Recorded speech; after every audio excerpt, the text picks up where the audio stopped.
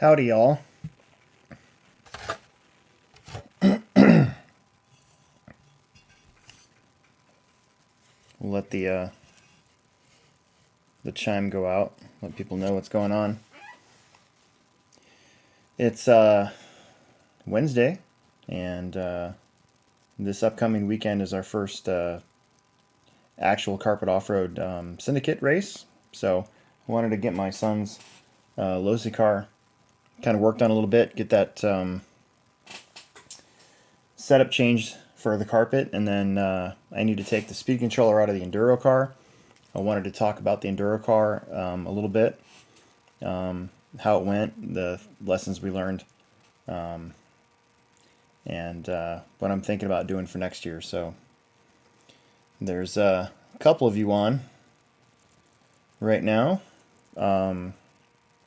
but we can always play it back too, right? So we did the HobbyPlex 1000 off-road Enduro, and we used this Team Associated DR10, RB10, sorry, RB10, with some of the DR10 upgrades. What's cool about the DR10 upgrades is that they can be used on the SR10 and the RB10 because it's basically the same car. So for durability's sake, I put the front aluminum bulkhead on this thing. I put things on there, and then I put the Team Associated aluminum rear arm mounts with the adjustable pills on there, and those were kind of the stress areas that I thought, you know, they can pull out the hinge pin really easy. So those upgrades work great, and they held up. We did I think 890 laps, something like that, and I was really happy with that. We used a EcoPower 110S, or is it the 120? What did we get? Actually, I think it's the 120. Yeah. So the 120S servo, that was a brand new servo at the time that I had gotten it, that you can get from Hobbytown, HobbyPlex, of course, and A-Main. They're the distributor for EcoPower. So really happy with how that performed. I did start out, my first servo that I put in this was like an Amazon special. And man, that thing was a pile of crap. Like it didn't center. The car was wandering all over the place. And it was slow. It just wasn't a good servo. So I knew I had to get a better servo in there, and called my good friends at A-Main, and they kind of hooked me up with that. And I told them that I would definitely talk about how it did, and it survived all the laps that we did. Of course, I put a metal Team Associated aluminum servo arm on there. No plastic there. You definitely don't want to do that. You really don't want to do that with any of today's cars. There's pretty much no reason to have a plastic servo horn arm. That's actually one of the biggest mistakes I see people make. And, when somebody buys a kit from us, whether it be a Team Losi, Team Associated kit, even a crawling kit, one of the things I grab for them is an aluminum servo arm. And I'll get a lot of, isn't that in the kit? And I'll be like, well, it is, but it's plastic, so you don't want that. So, yeah. And then we had our Hobby Wing 13.5 motor, and had the timing set at like 20 degrees. I just wanted the thing to last the whole way. I didn't really care about speed, even though this thing's it's pretty fast. I had it way over geared during testing, and you're trying to find that balance of speed, but also length, runtime. And I think we were getting close to a half hour per battery, and I was pretty happy. They're just a lot more consistent and a lot more tunable. And I just happened to have a pair of Kashimas in my box, so I put those in the back.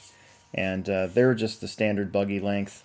I did some setup testing with this car, and it really liked, with the rear motor, it really liked a lighter shock oil setup. So we ended up with 25 weight oil in the back with green V1 springs. And when it was working good, when it was on, it was on. In the front, we went V2 gray, and I think 30 weight oil. And, the car had plenty of steering for a rear motor car.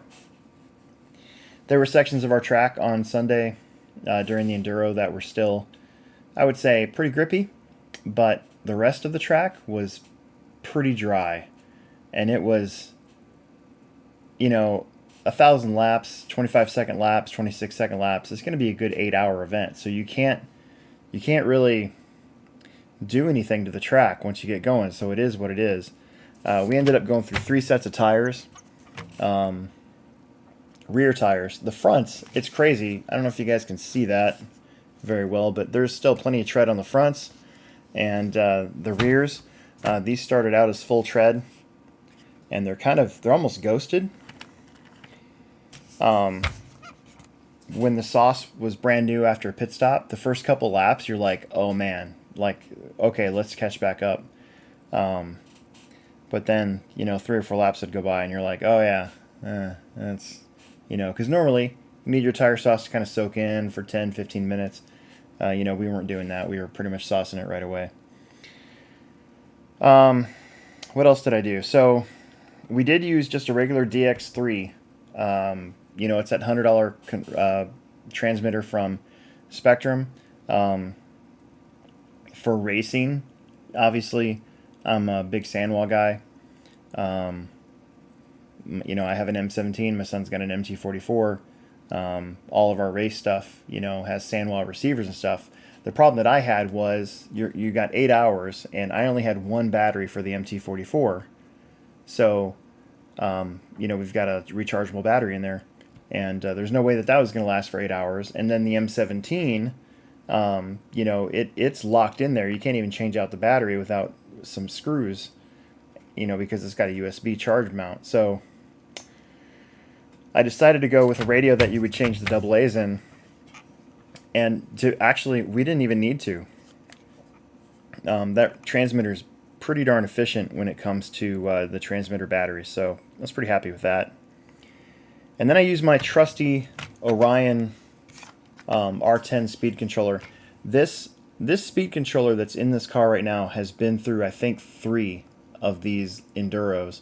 The HobbyPlex 1000 we've done 3 times now, and this was in my associated car last year, and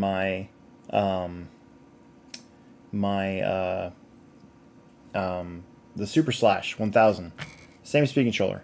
So this thing's a champ, and I'm actually going to take this out and put it in my B74.2 for 13.5 carpet. And that's why I have this car out right now. I want to tell you guys about how I did with the car itself. Oh, one more thing that I did is I put B6.3 rear arms on it. What it did was it swept the car, the arms a little bit more forward, so it actually shortened the wheelbase slightly, and then I compensated with that for the by putting the hubs back one little washer. But the shortened wheelbase with the rear motor gave this car it should have given this car quite a bit of grip. I think if our track would have been a little bit more new, not as old as it was, I think it would have worked. This car actually worked pretty darn good on a couple club days, but the track was so blown out on Sunday that it really didn't matter very much. It was still a handful. And then the only other thing about this car that I wish I could go back and change was that the rear hub carriers, in between the bearings, there's not a bearing crush washer in there. So normally on all of our cars we've got this, well, not all of them. I don't even think they have. It's just the way that the old cars, like the Triple X and stuff, in order to keep, so you could really tighten down your wheels on, they would put this this crush tube in there in between the bearings, so that the axle would go in and it'd ride on that as well, and then you could tighten it down and it would keep those bearings from getting squished and bound up. And this car doesn't have that, and so if you over tighten your wheels on an RB10, you can actually bind the whole drivetrain up. So you got to be kind of careful about that, right? So that was always in the back of my mind. doing that, and then worrying about having the tire come off. We never did have a tire come off. However, the first thing that happened, the top 3 teams were within a few laps of one another after almost 100 laps, and then it kind of broke loose, and a couple other teams had some problems, and then we had a problem. We blew out a 10x15 inside hub bearing of all the things, and you know that thing costs like $1.50, right? So the car was driving really weird. Emerson was driving. We were trying to get Emerson in because he had to work at noon, so he was going to drive a majority of the first 3 hours of the race. And gosh darn it, that bearing blew out, and it was basically locking up this tire, right? So when we came in, and I'm sitting there going, well, this is fine, and then this one was super tight, and it was really hot. So when I took off the nut, when I took off the tire, and I went to turn it to look, it was like scalding hot, and burnt my fingers. Realized that the inside bearing was all pretty much gone, and it was just in there, you know, grinding away. So we went and fixed that. Took like 5 minutes, and got going again. We lost about 20 laps or so, and then 2 laps later, we busted the right inside ball stud. So this ball stud right here busted, and when I saw that, I'm like, oh gosh darn it, you know. And it was early in the race, so you still hope that all the other teams have some sort of problem so you can catch up a little bit. So I went to go put the ball stud in the other location because they have 2 ball stud mounting locations in there. And sure enough, I think the previous owner of this car had already busted off a ball stud in there, and so I couldn't do it. So then we actually had to get the part. And here's the crappy thing about an RB10 and why you don't want that to happen. This car, with the exception of the actual chassis itself, is pretty much just a Team Associated B5 buggy. Okay, so I'd been looking for a B5 to do the Enduro with because I was thinking rear motor, but then the B5 chassis itself at that time, you know, right after the B4 but before the B6s came out, they were still trying to use these large square lipo packs, right? Instead of shorty packs, and a square pack is just a little bit bigger. So my intent was to have a car that could use a full size battery pack because I was wanting to use like an 8,000 milliamp hour lipo, or like a 7600 or something. Quite a few of those. We ended up not doing that, which is fine. So I think a B5M, or not a B5M. My goodness.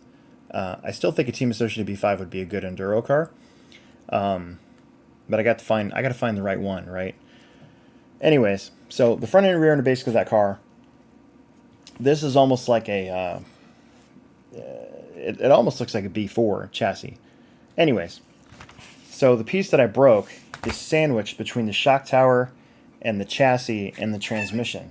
So to get to that part, you got to take apart this whole rear end. So it's these screws 1, 2, 3, 4, and then this screw 1, 2, and then this screw 1, 2. Then you got to take this screw out, and because it was kind of in the way, you got to take these 2 screws out to get the wing out of the way, and then you got to take this screw right here out. So it's just a lot of time to fix it. But once we got that fixed, then for the most part it was fine.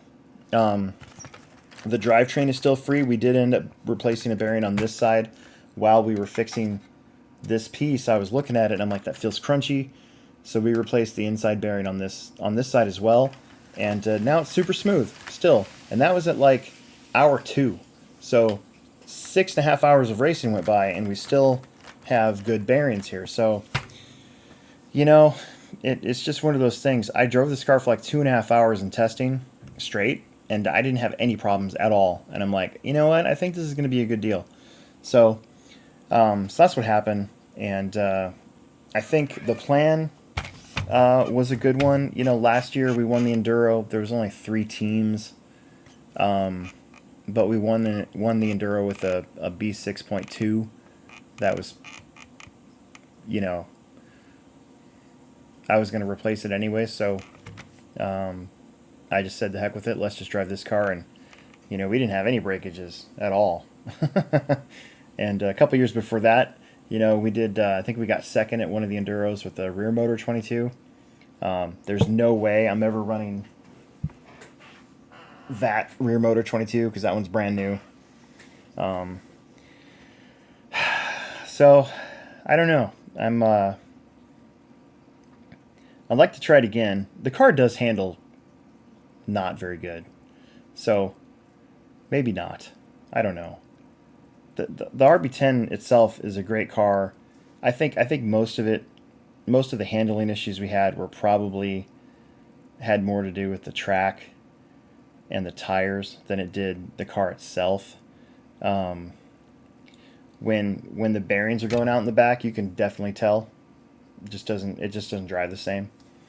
We had Alex Vanderbeek on our team. He was kind of our ringer.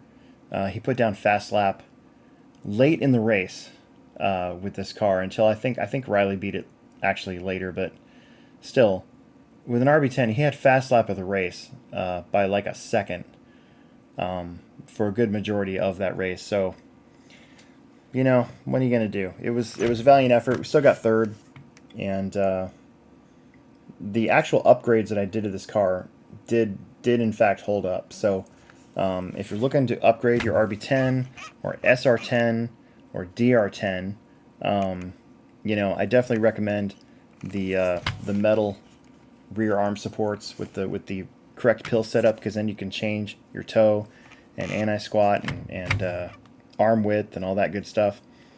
And I definitely recommend that Exotech front steering. I pretty much put aluminum bell cranks on almost all my cars, no matter what. And then that aluminum front bulkhead, just because, again, this was kind of like a B5, and you know, right after the B4, and you know, the front bulkheads on these things were always kind of a weak point. So overall, you know, we did okay. Once we got those 2 problems fixed, it was clear sailing from there. We just couldn't make up that 100 laps ever. We actually kind of stayed pretty much 100 laps down until the very, very, very end, just because the pit stops took a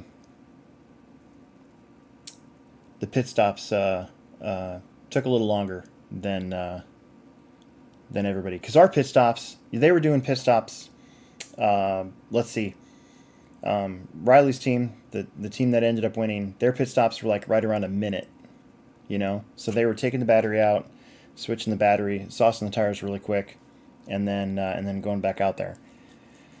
The team that got second, that almost won, their pit stops were like a minute 30, right? Our pit stops were 3 minutes, and it was 3 minutes because, I don't know if you can tell, it's a little loose, but there's a wiggly ball stud back here that basically what we were doing was, that was probably another reason why our car was handling not so good either. I forgot about that, actually.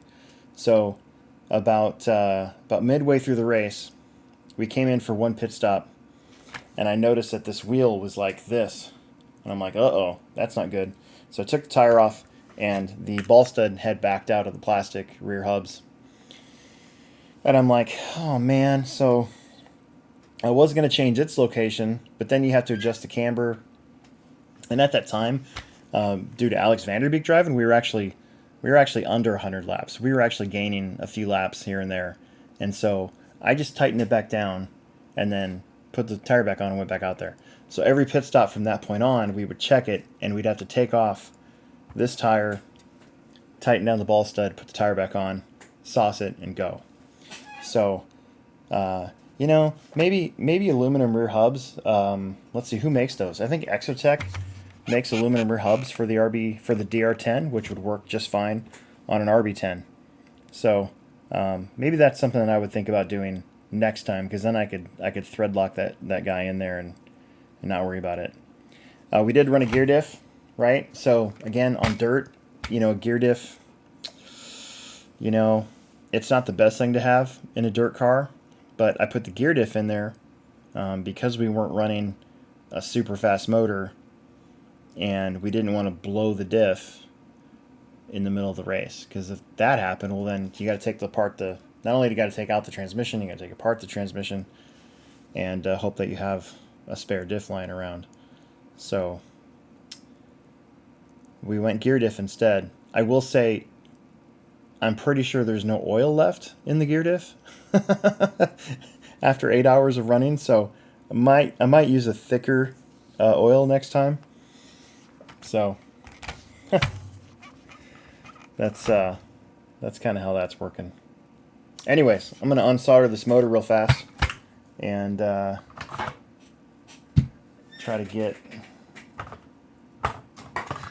this speed controller out of here.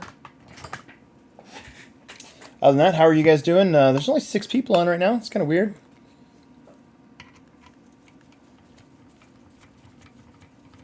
Hopefully I'm not being shadow banned for my Biden joke on Facebook.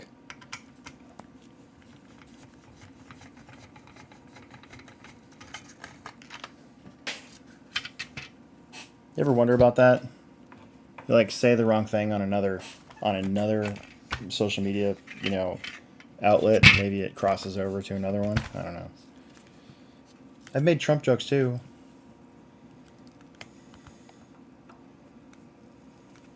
Not good ones, but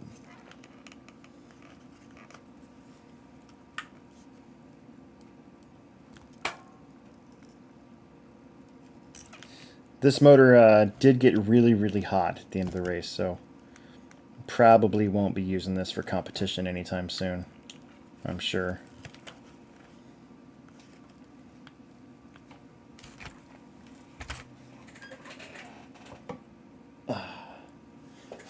Yeah, I know, Dave. I was just, that was more of a joke than anything.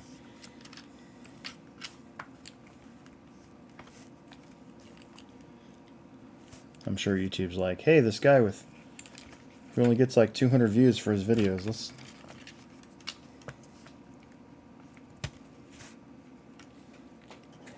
I am thinking about doing more shorts. Apparently, the YouTube algorithm will be friendly to you if you're doing a bunch of shorts, I guess. So I've been trying to think of ways that I could do some shorts. Here's the thing about this speed controller that I just realized is I'm pretty sure I shoe glued it in there. So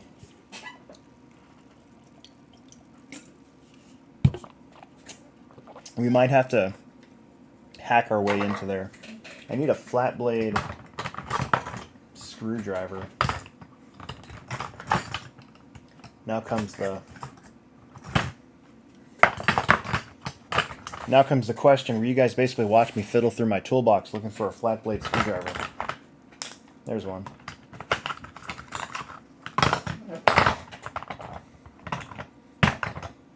Yeah, pit stop short.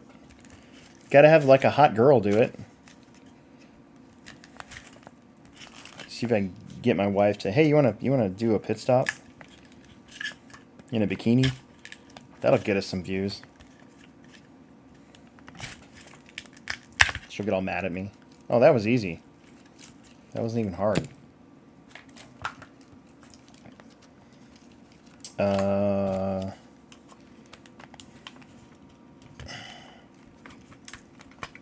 So we're gonna put this RB10 away for a year. Maybe we'll run it next year. Maybe we won't. Yeah, I got my OGO bag, dude. That's my Christmas and birthday present. So I now will not expect to get anything for either. But that's okay, because we're flying to Phoenix, so I wanted to have the OGO bag to put our tools and you know, anything else that we're not going to carry onto the plane in there. When I fly, I like to take my my radio case with my radio, and then I'll take all my lipos and I'll put them in that radio case, and then if I can fit a charger in there, I will, but I don't think I'll be able to fit the charger. So, but I'm going to make Emerson have a hard case with his radio in there, so maybe we'll be able to fit our chargers in his radio case. So for carry-on, it'll be a hard boxes with our radios, batteries, and hopefully a charger or two in there, and then our clothes. I'll take my big. I usually use my Big J Concepts backpack for clothes. I usually will take my cars without tires, and I'll put them flat in the clothes and put all my clothes around it, so that if anything ever bad happens, this is my thought, if anything ever bad happens when you fly and they lose your luggage, you at least will have your transmitter, which costs a lot of money, your car, which costs a lot of money, and your batteries and maybe a charger, right? So if all else fails, you at least got your stuff that can at least race, right? So if they lose your bag with your tools, your oils, you know, wheels, tires, you know, that sort of thing, you know, most of that can be replaced. So that's what I've always done. So but the Ogio bag will make it easy, because I'll tell you what, you can sure stuff a lot of stuff in there. You got to watch the weight, of course, which is why you get, when you travel, you get one of these one of these right here, right? So this is a screwdriver with a or an Allen driver with the hex bits, right? So when I travel, most of this ain't coming with me. Like, all my MIP tools will probably stay, and you know, I'm not going to be needing my 5/16 wrench, you know, for a metric vehicle. So I'm going to go through this and really lighten up my toolbox, and then just use my bits to go with my my tools. There's ways that you can kind of skimp on weight. So okay, here you go. So RB10, good little car for the most part. Did really well. Just you know, like I said, those couple things that happened, kind of unforeseen. You know, maybe I should have just put new bearings in the car before the start of the race anyways. Not maybe. Probably should have, because I had them, right? So probably should have done that. I'll live and learn on that one. That's just a, I don't know, not really a miscalculation, but it's one of those things you don't really even think about. You're just like, I just ran this car for 2.5 hours the other day. Why would I think of that? But kind of goes to your preparation for an actual race too, you know, stuff that you wouldn't think you should replace, you know, before a big race. Maybe you should, you know, spur gears. I know a couple guys that always put new spur gears on before their race, before their main. You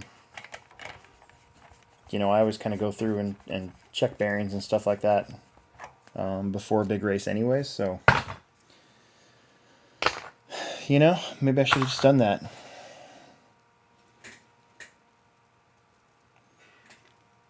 The ESC, this is an RB10, so, or is it an RB10? R10. This is a Orion Vortex R10. This is my trusty Orion speed controller. It's basically a very, very old version of like a Hobby Wing, and I believe that this is the stock version. So yeah, so this is basically a older version of a Hobby Wing 80 amp just stock ESC. That's pretty much what that is.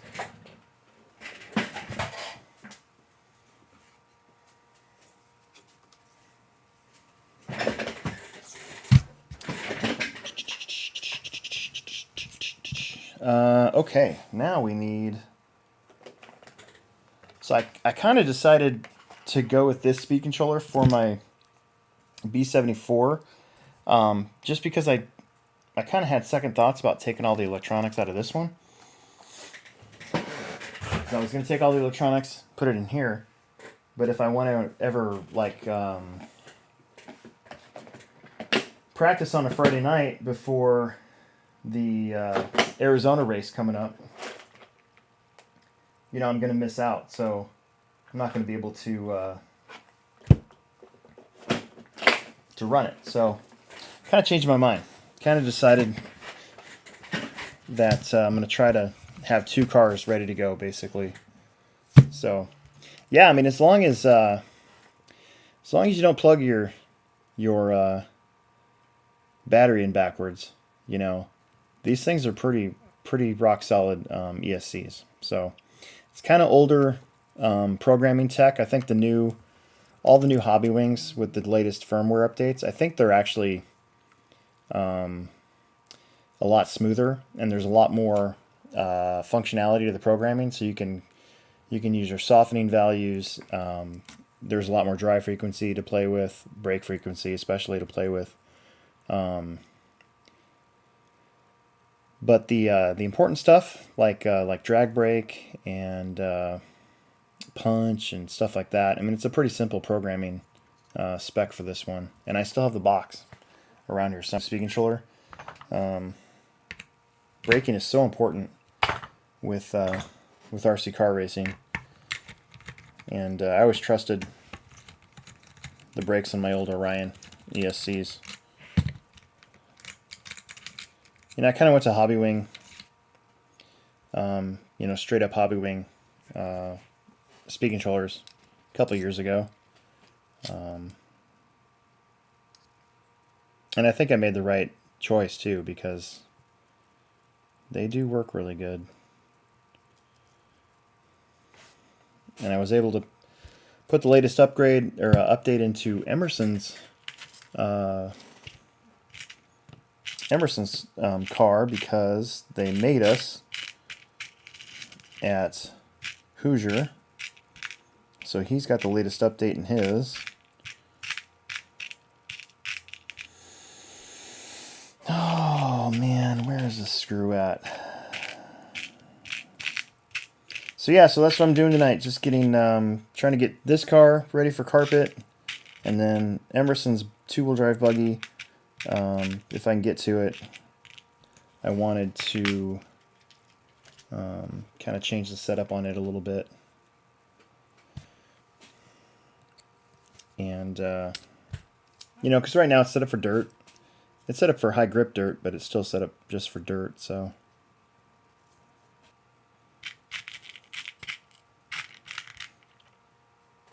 Uh-oh.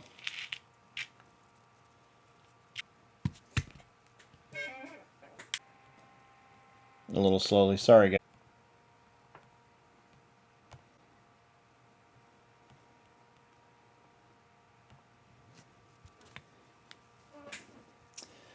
See if that fixes it. Sorry, guys. My stuff was cutting out. I went upstairs and I've got Emerson on the TV, and then the wife is inside watching TV, and we cut cable, so we're all streaming stuff. So super lame. So hopefully I don't have to do that too many times tonight. I guess we'll see. I guess we'll find out.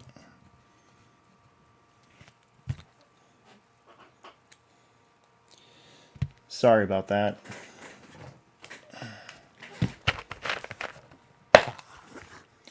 Okay.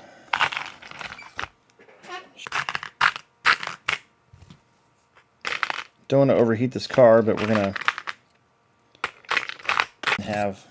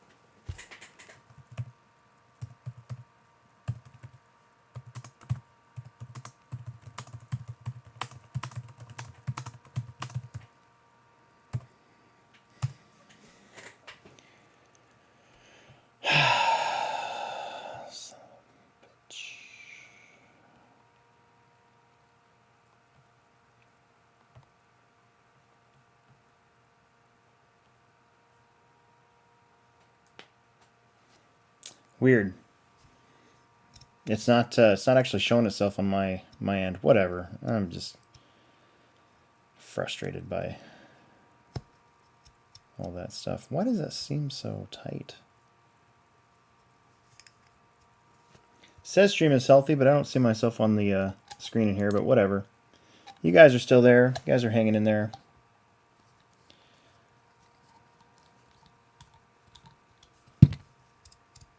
Ooh.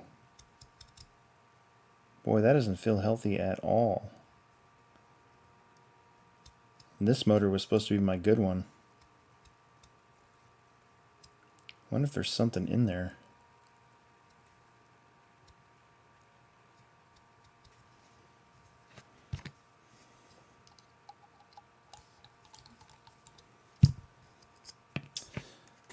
Might take this off and try again.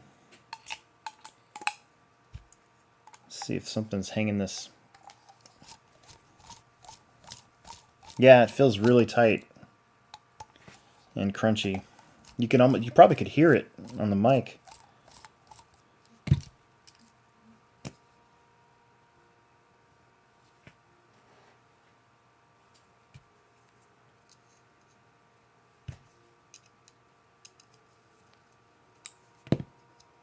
Oh, that's definitely the motor. So this is the motor that was in my 13.5 car before I put my R1 in it. I don't know if you guys can hear that. It just doesn't feel very good.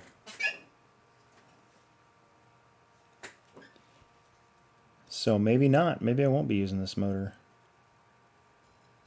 Maybe I am going to have to take the motor out of my current four-wheeler.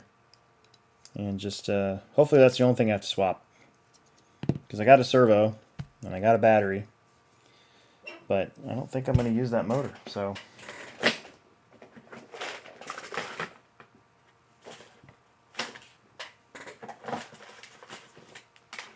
So, funny story, we went to Hoosier, and I had bought a brand new Just Stock for Emerson's two-wheel drive. Because I didn't want to mess around with any of the firmware updates or anything like that. And we put this thing in, I wired it all up, and go to turn it on, and nothing. Dead stick. So I have to send this guy in, and it might get me to get motivated to send in my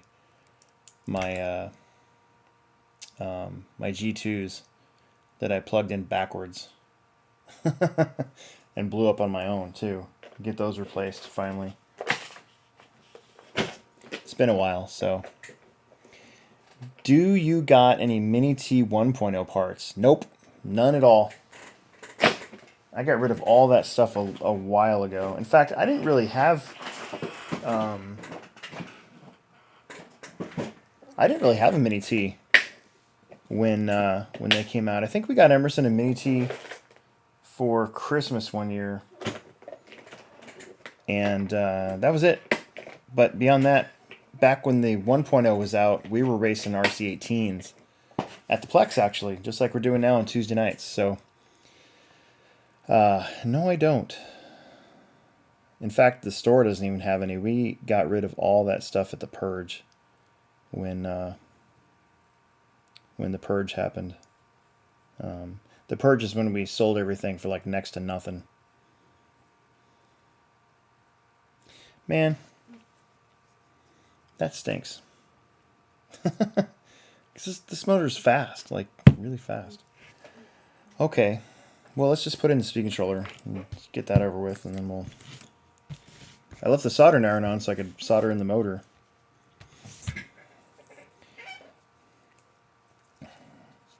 A Losi Mini T 1.0 late model. Dude, those things were so sick. So we used to race those too at the Plex. We had, there was a whole group of off-road, like 8-scale guys that all were running those at one time. We had a little mini oval inside of our big oval, so the carpet, we would race carpet oval on Sundays, and then we'd have a little mini oval on the inside of it. And it was so fun. And those guys were nuts, because they were buying, like, they would buy new motors for those, like, every day. Yeah, and the sprints were a blast, dude. I don't know why they stopped doing that. Why they ended up stopping that altogether. That's not going to reach. Which means I'm going to have to rewire it, which means I don't want to do that tonight. Darn it.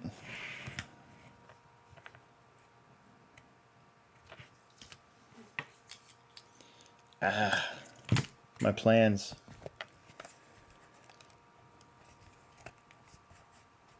Full throttle edits. Should race those 1/5 Duratrax dirt bikes. Don't think those are around anymore. Yeah, you know, those, they worked okay. But the gyros would actually break on them. So you would end up with no more stability in those things. So they were cool. We actually sold those things. They were under the Duratrax had some, and then Venom also made basically the same dirt bike, I think. Almost the exact same one. Oh my goodness. Where is my...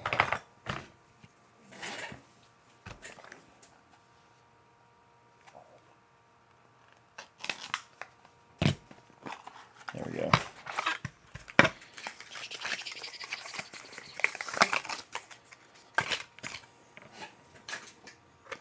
I like saving these boxes for parts and stuff because they work really well for that.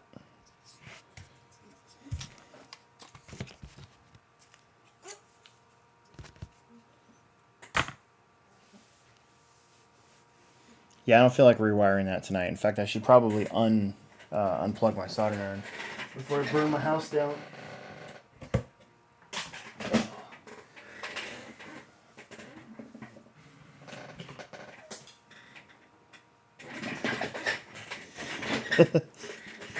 That's one way to do it, I guess. I don't know. If this all fits, maybe I'll just do it that way.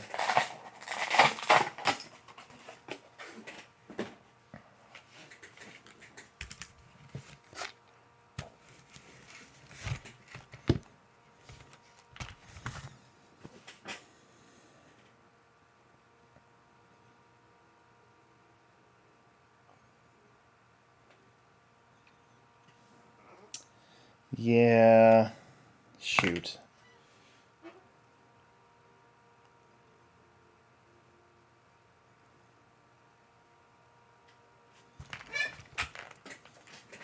I have too many cars. I've come to that conclusion. I'm just kidding. I don't really have too many cars. I don't think you could ever have too many cars.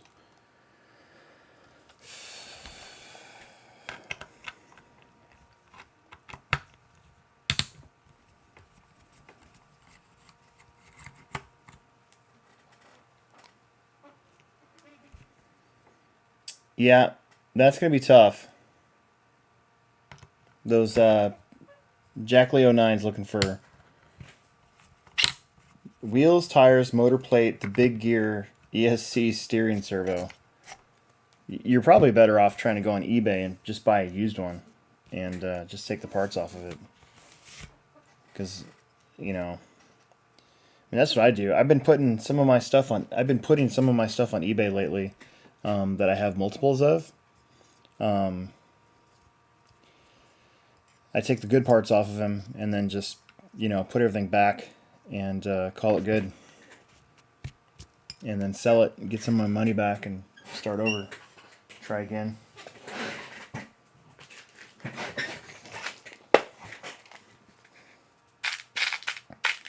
I don't want to sell a bunch of stuff, David, but like, because eBay's got that, has to follow the new tax law, which really sucks. Especially if you bought like a lot of stuff and you don't really have proof that you would be taking a loss on it. So if you sell more than $600 worth of stuff on eBay, you're going to get a tax form for that year. And I don't really need any tax forms. So I've basically I'm getting rid of. I had 4 double X's. I didn't need 4 double X's, so I took all the best parts off of my 2 extra double X's, put them on my really good double X, and I already sold one on eBay for close to $100. I got another one on eBay right now that's going to go for close to $100, and then I have 2 B4s, and I don't need 2 B4s, so I was going to take the best parts off of both those cars and make one really good B4, and then just sell the other one on eBay. And when I get close to that $600 mark for 2022, done. Not going to do it. But in order to pay for our trip to Phoenix in December, I did put our plane tickets on credit, so I'm gonna try to sell $600 worth of stuff like in January and get all that paid off. So hopefully it works out. That's my plan. Because before the American Rescue Plan, where they changed the tax laws for resellers, like on eBay and Etsy and stuff like that, you could sell $20,000 worth of stuff, and you wouldn't get a tax form. So, yeah. You know, I was recycling all my stuff online, and I think that's why, like Facebook Marketplace too is trying to get you to put your information in there and stuff, because they wanna hit you up with that too. And then if you sell anything, and like using PayPal, if it's more than $600 and it's a business type deal and not a friends and family, same thing. You're gonna get a tax form. So I think there's going to be a lot of people this year, like in January, that are going to get a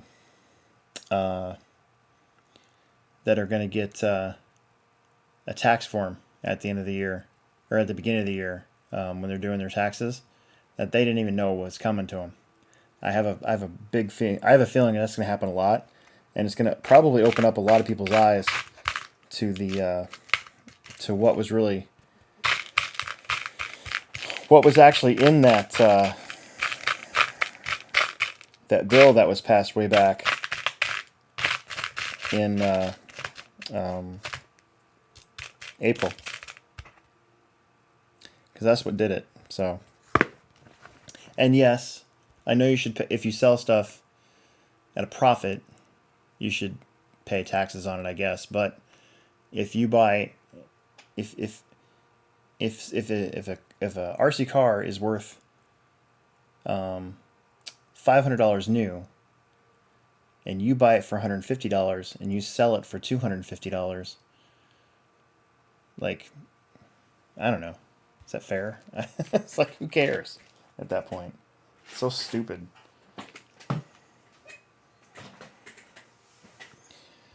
It's so dumb.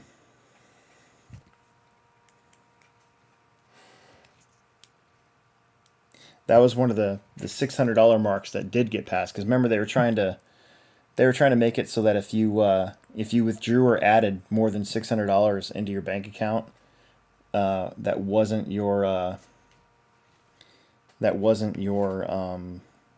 like employment, then that metadata was supposed to get forwarded to the government. And you know, in my opinion, that's an invasion of privacy. That's terrible. You know. Luckily, that got struck down, but the $600 thing for online, like resellers and stuff, that did pass. So, boo.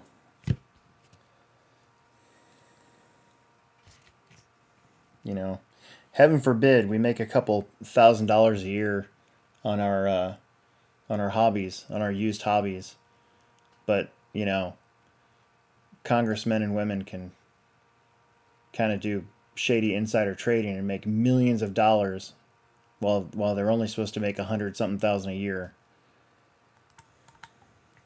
But screw us, right?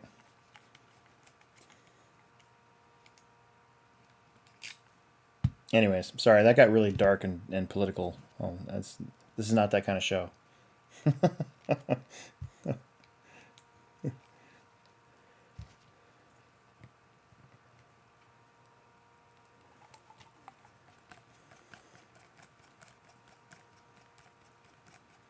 All right, so I'm just going to put this servo back on, or put this servo on first, so I have something to look at, something accomplished. This is usually what happens. I remember doing these after-hour shows in the spring and the wintertime, and I would have this plan to like get a bunch of stuff done, and then I would only get like 2 things done instead of like 10 things done.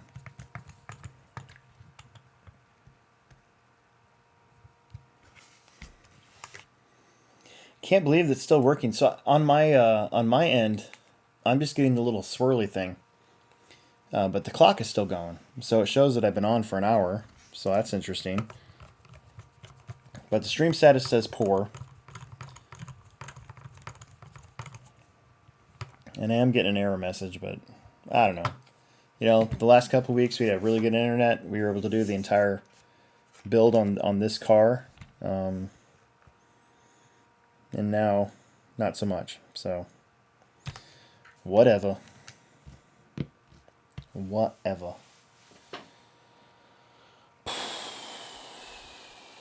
Well, I suppose that I could turn my attention towards my son's car for now. Set this off to the side. I mean, Emerson should be working on this on his own, but personally, I enjoy it, so it doesn't bother me. Does not bother me one bit. So, I got to remember to take TJ's battery out of my 4-wheel drive and get it back to him this weekend. Does HobbyPlex sell used transponders? We don't do any used stuff. So, no. But, I mean, dude, seriously, if you're in any racing market, people are always selling transponders because transponders are like one of the only things in RC that actually keep their value. Like, you know, you buy a transponder for $104.99 or whatever it is, you could literally sell that for $95. Like, somebody would buy it just to save $5 or whatever it is. So, there's always used ones somewhere.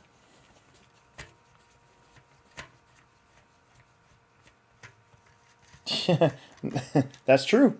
The transponder that's in my slash is the original big square-shaped transponder with the number 800051, and yeah, I bought that for $59 way back in probably 2004 or 2005 because I was working there. So, you know, whenever we get transponders in, I got to look at the numbers because I want to get these really cool numbered transponders. I think I've talked about this before, but like the one that's in Emerson's car right now is 1919991. So really good transponder number. And then the one that's in this car is not so much, 7702275. So at least it's got a couple of the same numbers in it. But like I said, let's see, what's another one? The one that's in my Mini is 2469446 because that was my phone number at one time. And I know I got that when I was working at the Plex because that was my phone number when I was living on Gold Street, which would have been like 2005 and 6.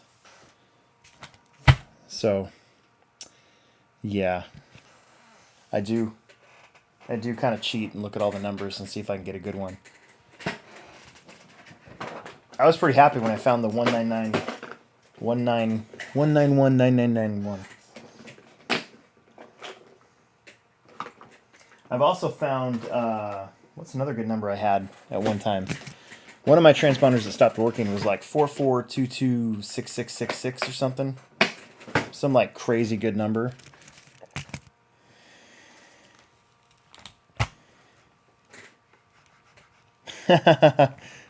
That's funny. 2089 M-A-C-A, Maca. I think those are called unrealized gains, David. You'll have to sell one to pay for those taxes too. That's right. That's pretty funny. All right, so we're gonna readjust. We're gonna put the before I bail out of here. We're gonna do the transmission height on this car, and then I'm gonna have to get him wheels and tires either tomorrow or Friday. Save these tires here from Hoosier for hobby action, although they probably have the wrong foam in them. So sounds like at Hobby Action, I've never been there before, but the J Concepts team is running gray foam in their tires with the stiffeners in the front, not the black foam. So this might be a little stiff, but you never know. The black foam actually worked pretty good at our track when I tried it right before the track kind of blew out. So we'll have to wait and see.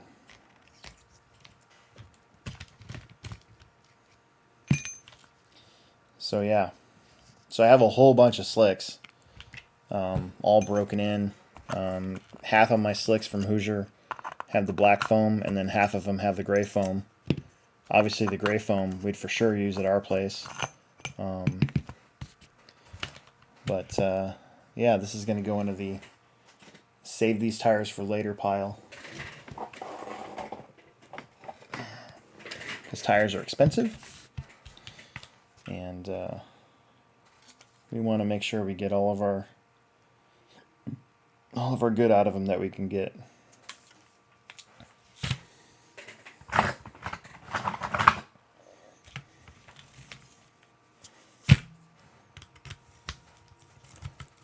Yeah, Alex used black foam in his tires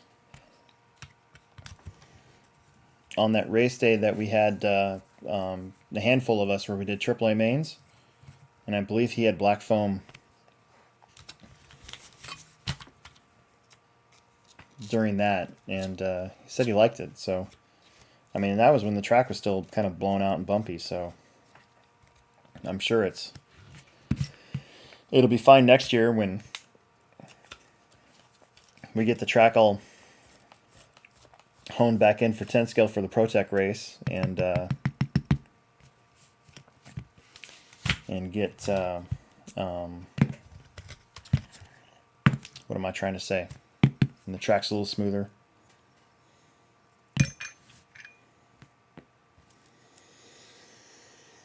That's for the B74, so is that. I don't want to lose that, because that would stink. I don't want to lose that either. And, okay. Alright, here we go. The most arduous task in all of RC, taking the differential and the gearbox out of a Losi car.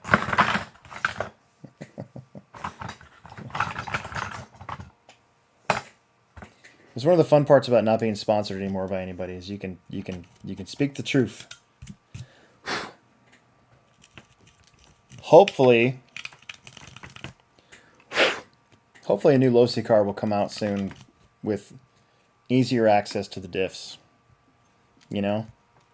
I'm not saying that they should just copy a B6, but at least make it so that we can get in there without taking about 14 screws to get what you need. Because the only other problem with doing that is what I'm doing right now, is these screws and these holes get worn out. Then you risk stripping them. You know, every time that you take them out, you gotta do it. So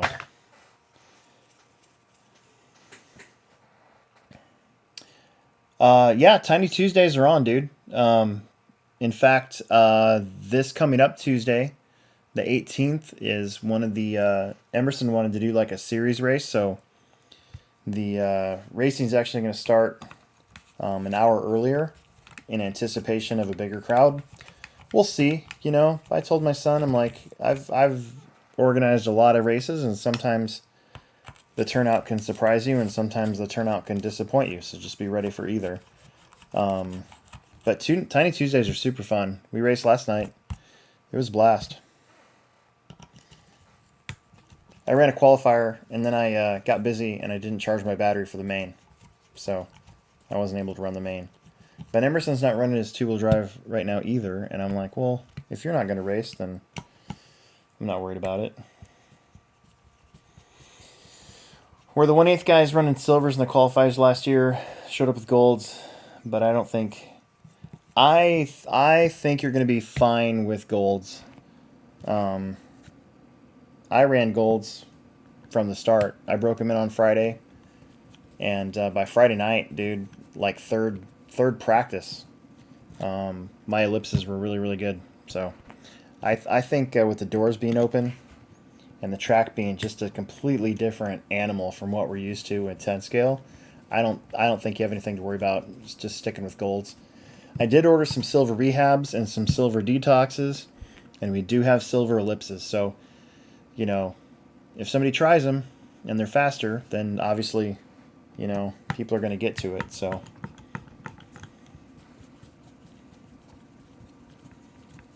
will the 1/10 buggy still be able to run on the 8th scale track at the Plex? Yes. So when I redo the track Sunday, starting Sunday, the new track, you'll notice a little bit of a difference in layout. It won't be as twisty. In fact, you know, that's one of my faults is I tend to overthink things. And I got to remember 8 scales need, you know, longer lanes, you know, bigger jumps. The track will actually probably get more rhythmic than what we have now. Definitely a lot less twisty and tight. So, but there will always be a Friday night way through everything. So if there's a triple, right, there's always going to be a double single. If there's a quad, there'll always be a double. So there won't be anything that, you know, the Friday night crowd won't do, because to be honest with you, I care more about the Friday night crowd than I do the Techno Series crowd. And it's not to take the Techno Series crowd for granted, but, you know, it's kind of like the Summer Series. Like, I don't really worry about the Summer Series anymore. It's been a long time since, you know, I sat up all night wondering if we're going to get anybody to show up for a Summer Series. It's kind of that with the Techno Series. You know, as long as I do my part, I don't really have to worry about people not showing up for the Techno Series. You know, so I do stress over Fridays, though. You know, I want to have a good crowd on Fridays, so it usually picks up as the weather gets colder, and I don't want to scare anybody away. So the new track will be an 8 scale track, but there will always be a Friday night way through everything, if that makes sense.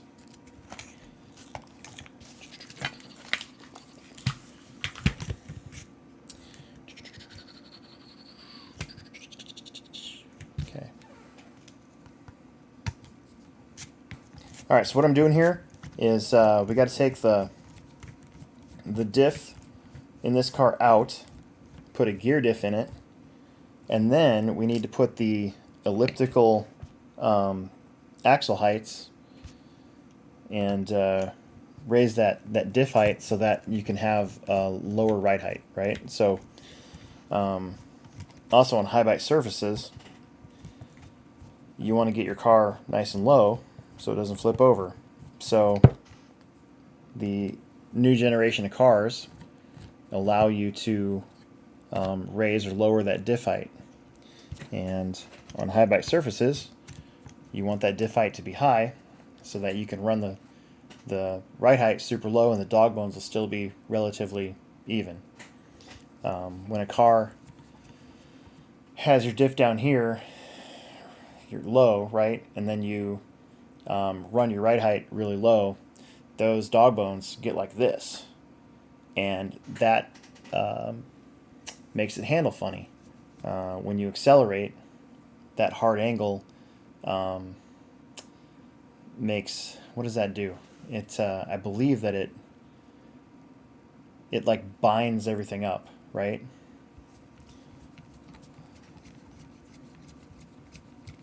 So that's what I'm doing. That's what we're going to do here.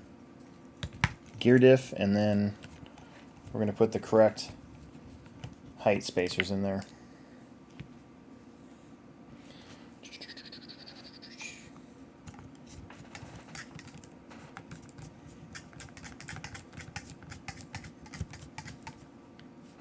Still can't believe everything's still going like it's supposed to. I still got the swirly thing on my end. It's so weird. Could be my computer, too. Like, I kind of forgot that I bought this computer in order to run races on it only in 2017. So this computer's like 5 years old.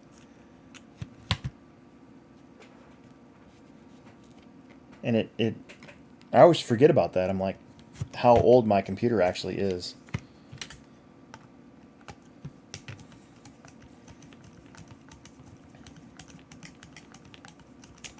Am I making a buggy dedicated to carpet? So I have a car dedicated to carpet. I've got a carpet car and a dirt car with separate electronics. So no, that's not true. With I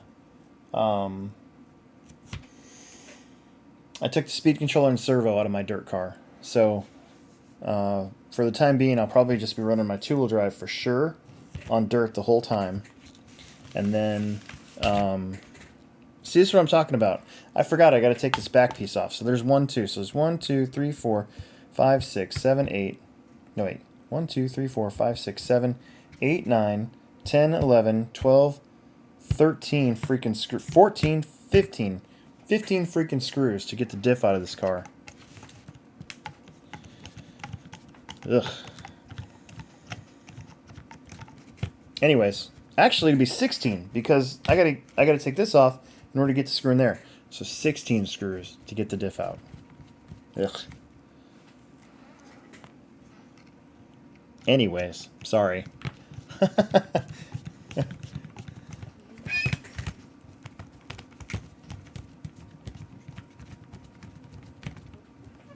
And my thing is dead, otherwise I'd be using it, so. Alright, there we go. Now I can get this out of here. Good Lord.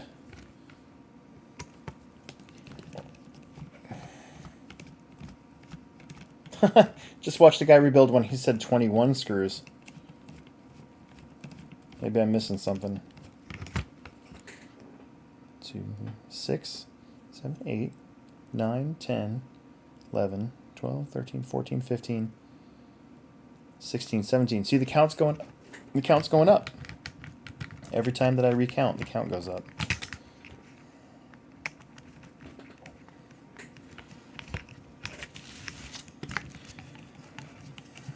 Why is this not coming out? What's this thing doing? We're going to brush this off real fast because it's kind of filthy.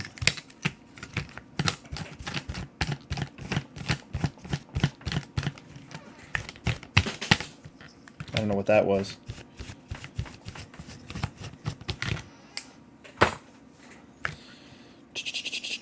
Gotta get that out of the way. Should be able to... Yep, there we go. Ball diff. What I'm going to do is I'm actually going to buy new rings and everything for that. And have it ready to go when we go back to dirt. So I can just drop it in there with a fresh diff and call it good. Oh, crap. I do that every time. There it is.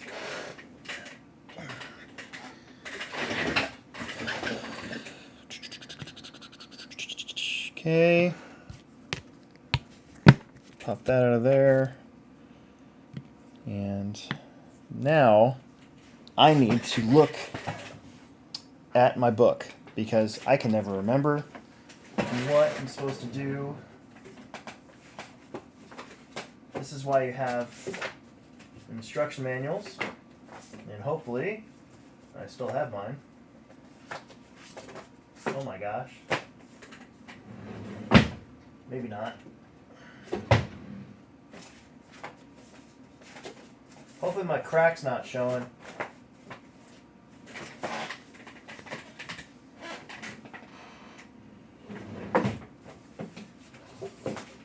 I have two 22x4 manuals.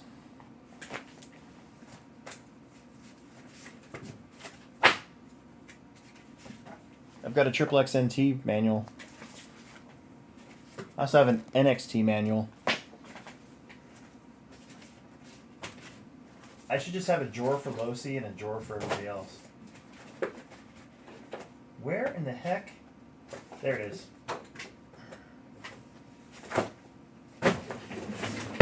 I knew I had this thing somewhere. Oh!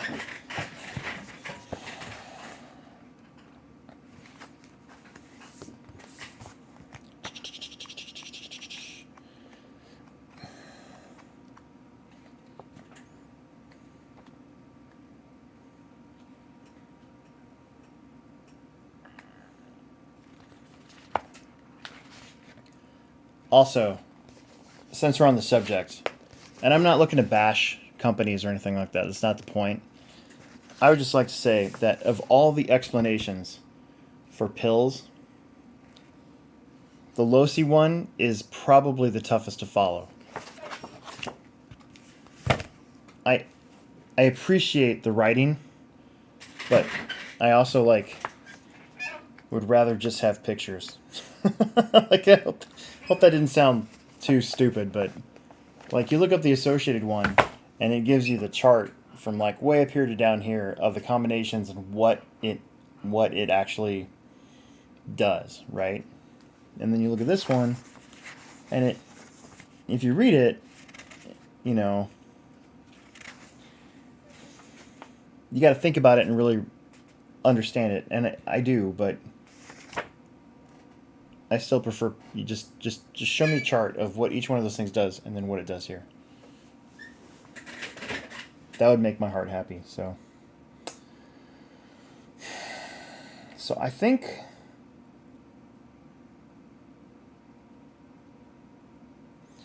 we actually want to go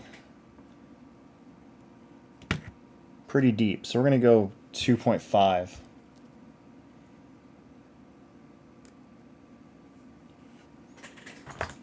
I was thinking about the full 3.5, but I think the last... I don't know why am I doing that with that. I think the last time that I put a carpet setup on a Losi car, you know, it had the... I think we went 2.5, so we're going to try that. We can always change it, even though it, you know, stinks to get to it, but...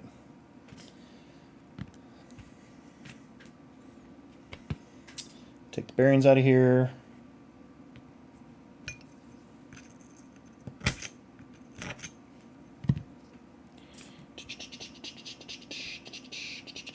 Actually, it's these, so maybe not take the bearings out of there. Probably should. Let's check the bearings anyways. Like I said, it's an easy thing to do since we're going to have it apart.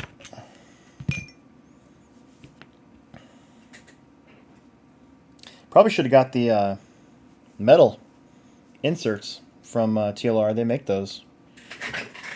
And you know what's weird though is I put metal inserts in my B6.4, the elliptical inserts, and the bearings went bad. I've never had transmission bearing. It's been a long time, let's put it that way, since I've actually had transmission bearings go bad. And I thought to myself, I wonder if it's because I put metal ones in there. And I bet you it is, actually. Okay, so I need to get my 2.5 transmission inserts. There's one. There's the other. And then while we're at it, we're going to swap these out and make sure that they go in the right place, because I don't want to mess that up. And call that good. Put this back on.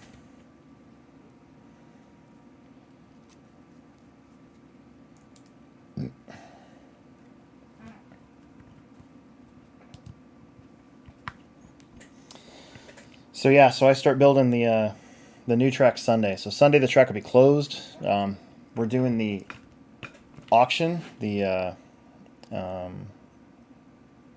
Omahawks auction anyways, so track should be closed anyways. Thanks, Jason. I don't know. I don't know what's going on. All of a sudden it works. It says excellent, and then but I still got my trolley thing right here. How's it going, by the way? Hopefully um, your build on your pinball machines is going well. They look like a lot of fun.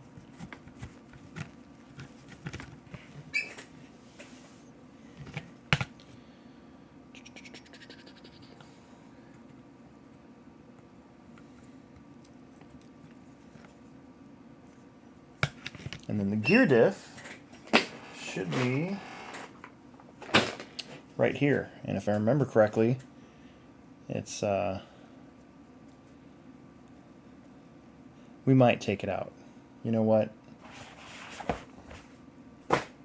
We got the time. We're going to take apart the gear diff too, just to make sure that it's got fresh oil in it.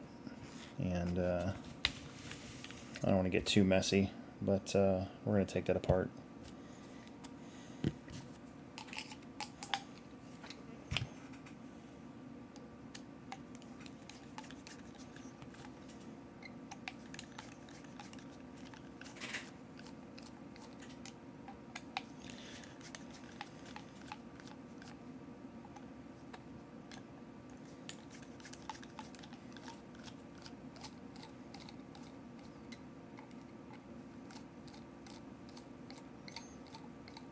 (2 a.m. tonight, so we're about, what are we? What, hour and a half? 2.5 hours. 3.5 hours. Gosh, that's a long time from now.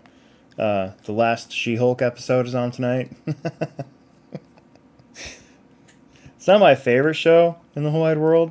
It's not really as bad as some of the online critics are kind of making it out to be, in my opinion. You know, is She-Hulk going to be part of the... Oh my gosh, that diff is dry. See, that's a good... Look at that. That's crazy. So, it's a good reason to take it out. I might even actually... It's my son's stock buggy, so 17.5 stock. I might take that one of those gears out of there. And just do a 2-gear.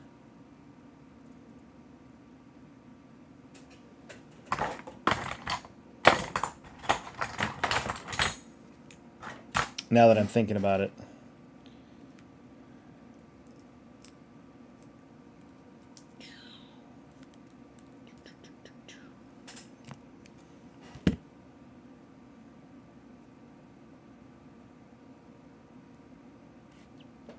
Okay, oil. I need oil. Where's my oils at? There they are. Yeah, Friday night's gonna pick up again. Like, you know, we're always kind of combating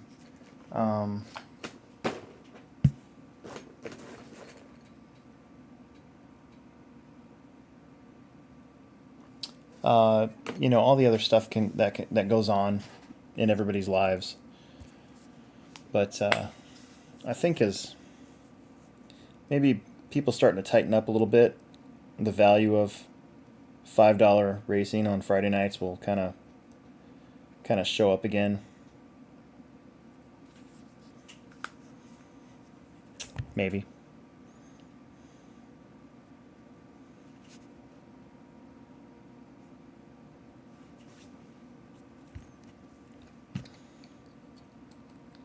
Oh, crap. Did that just knock over? Idiot.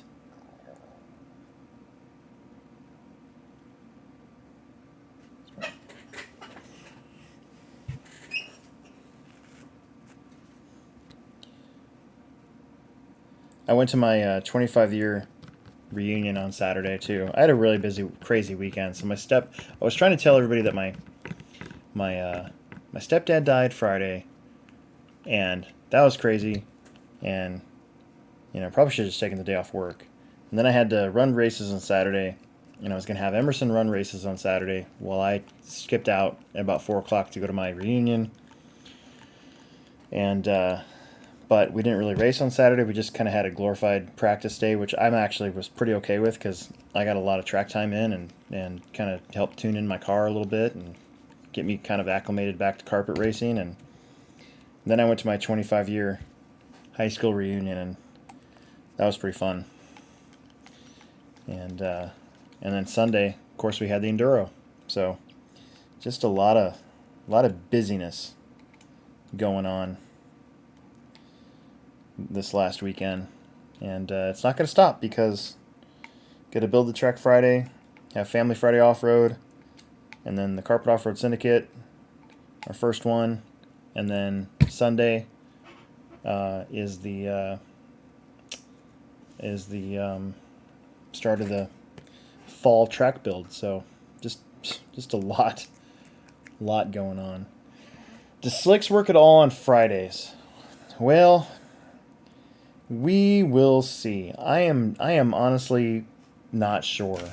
They should, but I think what happens is you get a lot of debris on the racetrack, a lot more on a Friday night than you would on a Saturday, just because of the clientele, you know. And so you end up with you just end up with a lot of stuff on the track. So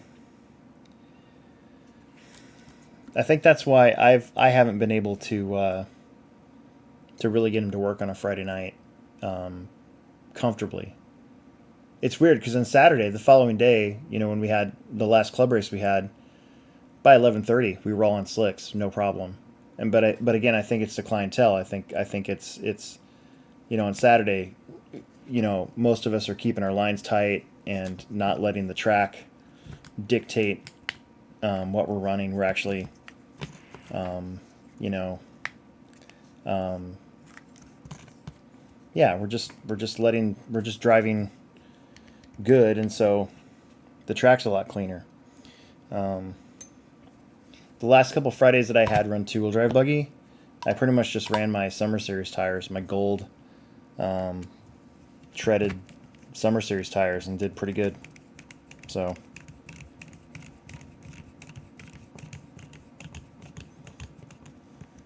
but maybe it'll be different as we get colder. I really think that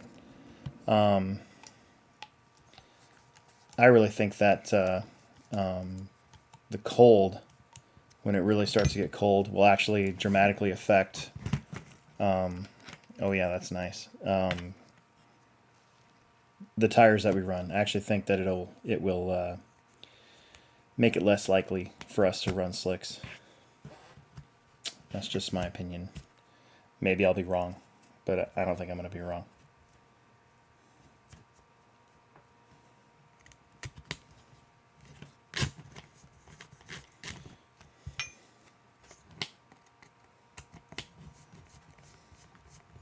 That being said, I don't even think I have any treaded tires for my wheeler to run on Fridays. So, maybe. I don't know.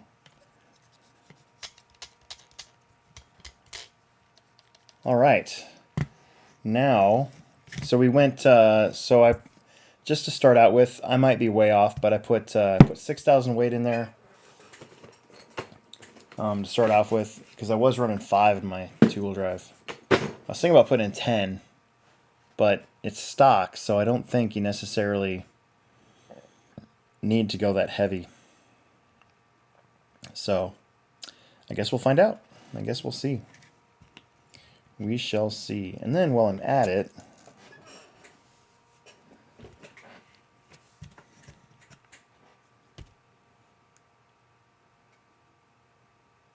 yeah, it should be fine. I got to change it in the hubs too, so we're not quite done yet.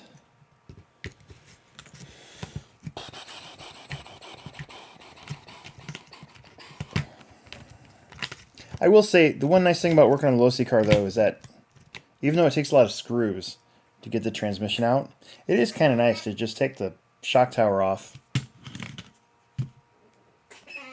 and then take the screws out and just go like that. So, you know, I might bag on it a little bit, but it is kind of nice in that regard.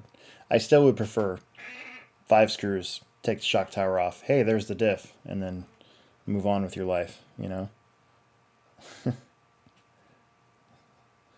So.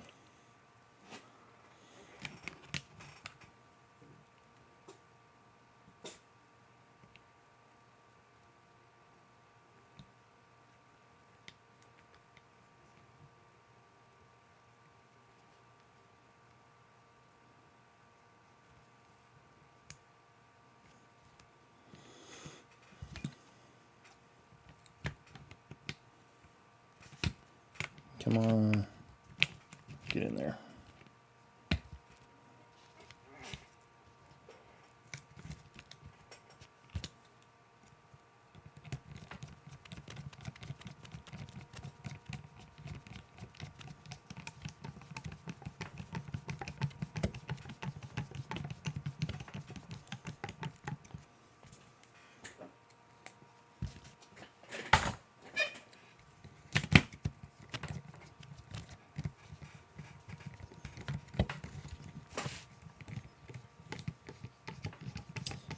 Working on this right now. Working on this right now.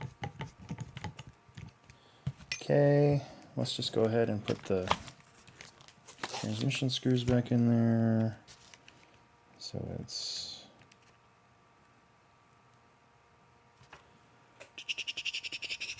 this one. Then I got to get him a chassis protector. I actually think I have some generic J-Concepts clear chassis protector here. I need to get Mike at Boom RC to make me one with the kickstart face. I think that'd be hilarious. Emerson made me this. He printed off this picture and then he put it on the bottom of my Mini, and then he put the clear J-Concepts tape over it, and it was of me snorting my kickstart, which is hilarious. So, do all the Tiny Tuesdays apply to for 1/10 carpet? So, I mean, basically our rules for carpet, anything for off-road is chassis protector, shock tower protector, or front wing.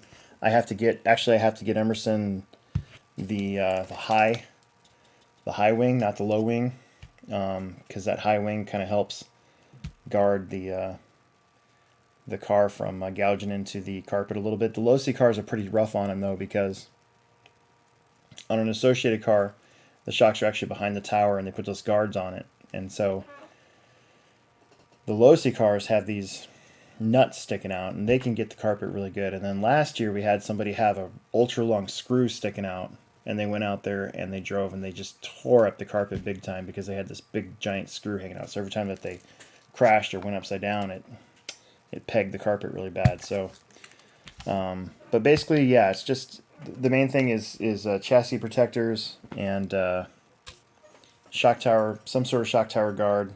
The low C cars, they do have plastic shock towers, so it's not as big of a deal as the cars that have the carbon fiber shock towers. So, and then you got to run carpet tires. You know, we don't want anybody out there running, gold ellipses on the black carpet. It's not the same kind of tire. It can kind of shred the carpet a little bit more. You would think it'd be the opposite, but the black carpet's actually woven to withstand carpet off-road and not mess it up for the on-road guys. You don't really see any black fuzz coming off that black carpet at all. We got a lot of gray fuzz because we do have some gray carpet for all the jumps, but the black carpet, you just don't see it. It just doesn't happen. It's woven really tight.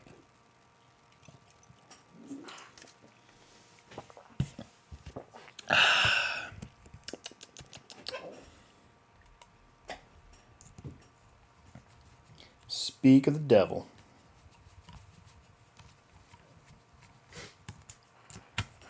Got a gear diff in your car, and gonna work on the shocks. And why are you gonna build the shocks to your mini Truggy? I finished the fronts. Or not mini Truggy, big Truggy? I just need to finish the rears. Oh. And I need to get the gas tank in. Linkage. We gotta get all the linkage figured out. Yeah. Yeah, I'm about to sign off anyways. We're getting kind of close to being on here plenty long enough. In my opinion. Actually. IMO. Emerson's built his entire nitro truggy by himself, so I was pretty happy about that. I'll bring it down. I haven't touched it, so he's got the shocks left, and then we got to get the radio equipment in there and get the steering linkage and not steering linkage, all the throttle linkage stuff kind of dialed in to his radio, and wheels, tires, paint the body. And he'll probably be racing Nitro Truggy at the Techno Series. So, actually, I've got some open slots, so I'm going to take this shock oil here from Team Associated and stuff it in there.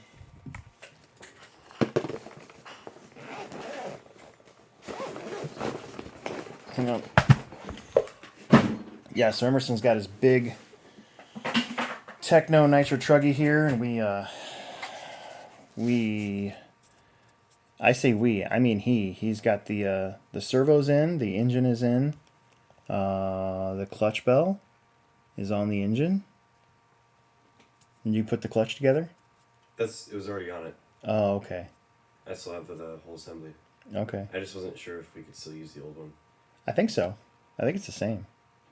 And then, yeah, we just got to get the rest of the shocks done, the back shocks done. I mean, and then the steering linkage, get it plugged in, and then the throttle linkage, get it in there, and then also have it set up correctly.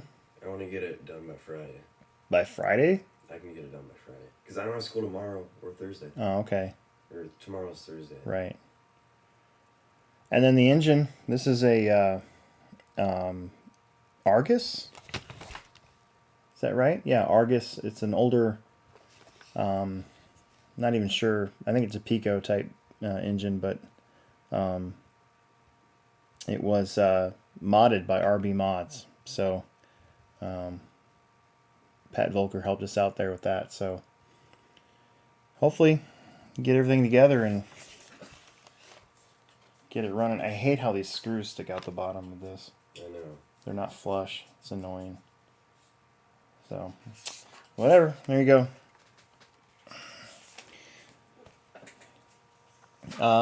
David, Truggy people are running gold ellipses. Or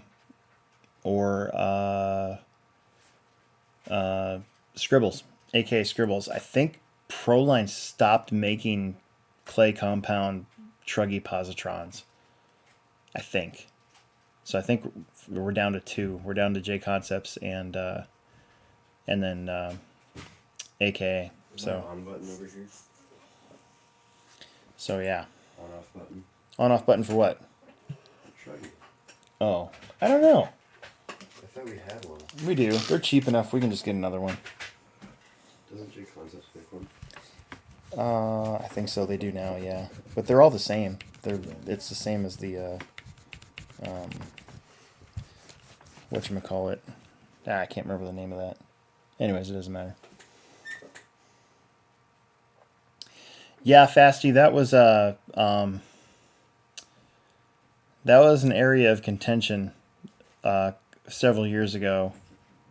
Was nobody was making clay compound Truggy tires, so guys were making them, but in order to make them, you had to have like 10 sets of stadium trucks, some crazy number. So you had to spend like $200 to make one set of Truggy tires or something.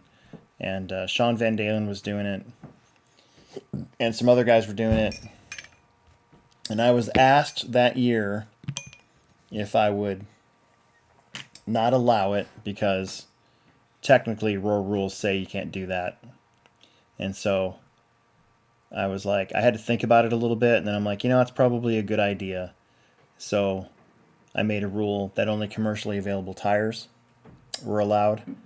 And I pissed off some people, but it was for the best, to keep Truggy, an already expensive tire bill, not nearly as expensive. And then like the next year, all the major brands came out with clay compound Truggy tires. So there you go.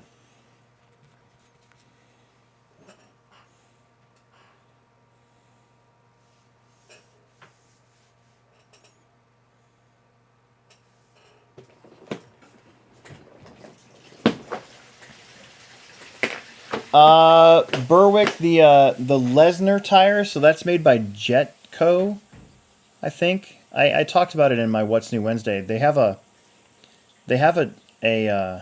a tire called Positives, which they're just a direct ripoff of a positron. It's like they weren't even trying. They're just like, hey, let's call these Positives because we stole the design from positrons, right? So, and they come in like a super soft compound. I thought I had them in clay, but I haven't seen him lately.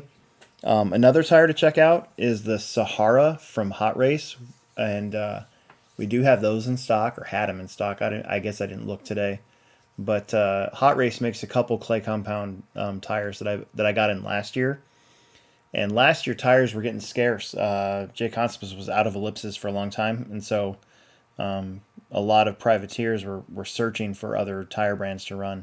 And I know that we started selling Hot Race and more Raw Speed. We've got some Raw Speed clay compound radars, I think, up there. So there are some other brands for sure. But those Jetco ones, they're cheap and they come in a really cool package. But this is just so funny because the positrons or the positives are clearly just a straight up ripoff of a positron. So bad. So bad. And honestly, we probably shouldn't even be ordering those because, I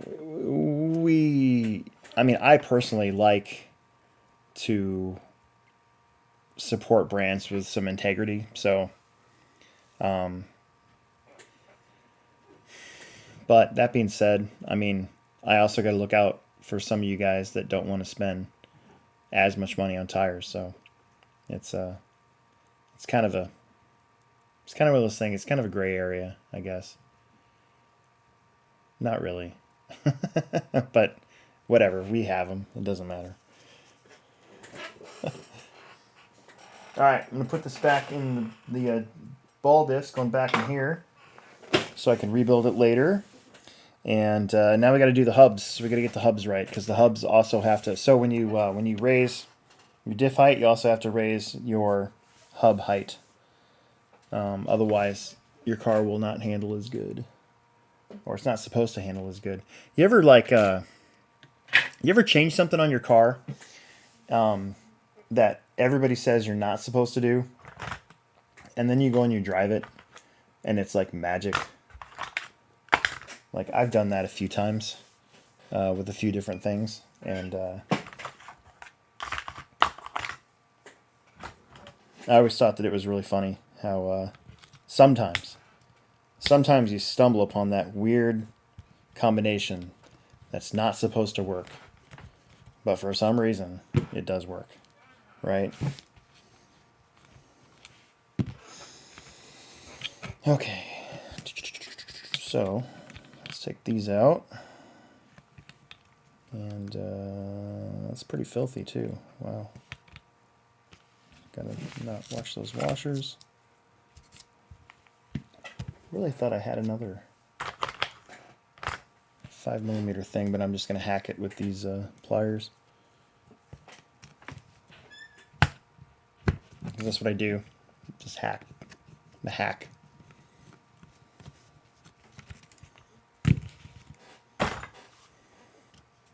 Not on the track though. At least not lately. I was pretty proud of myself this weekend, too. I don't think I got into one person at Hoosier. Had a nice, easy race weekend. Nobody yelling at you. Nobody telling you what a piece of crap you are for running them over or anything like that. That doesn't happen too often anyways, but it was nice to just have one of those race weekends where, you know, if you pass somebody, you passed them, and you never really touched anybody. I ran into Mac once, but he was already upside down, so I don't think that counts.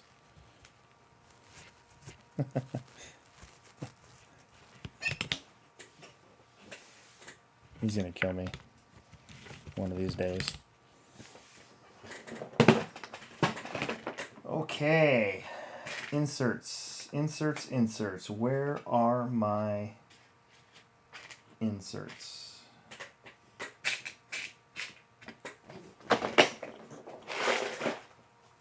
Where are my arm inserts?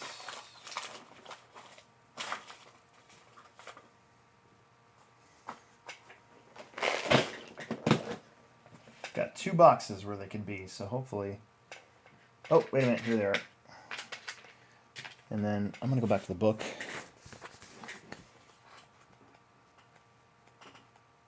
Just to make sure I know what I'm talking about here.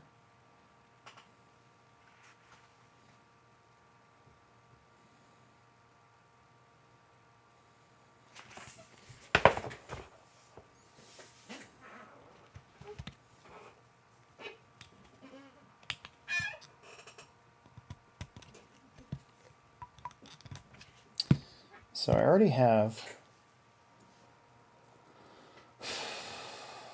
I think we're just going to stick with the ones that were in there, but we're going to flip them. So I had them set at 1, right, for dirt. But I think I'm going to put them in... I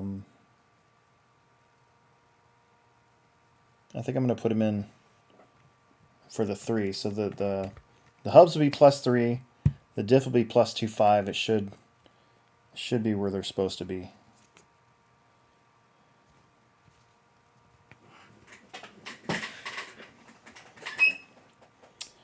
So how do people qualify for those big races like Hoosier? Dude, you just sign up. You sign up and pay the entry fee. That's all you got to do. It's not even a...